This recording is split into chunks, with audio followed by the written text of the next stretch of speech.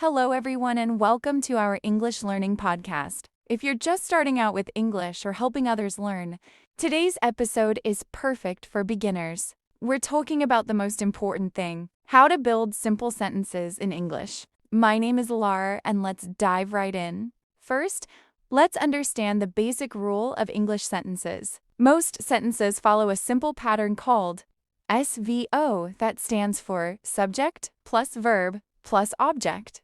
The subject is who or what the sentence is about. It's usually a person, animal, or thing like I, the cat, or my friend. The verb is the action or what is happening, like run, eat, or the object is what receives the action, like a ball or an apple. Not every sentence needs an object, though. Imagine this. English word order is very important. You can't mix it up too much or the meaning changes. Now let's build sentences step by step. Step 1. Start with the subject. For example, the dog or she. Step 2. Add the verb. The dog barks or she eats. Step 3. Add the object if needed. She eats an apple.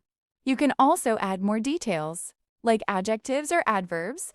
The big black dog barks loudly. Here are some simple examples. Repeat after me. I sleep. Just subject plus verb. No object needed. Birds fly. The cat chases the mouse.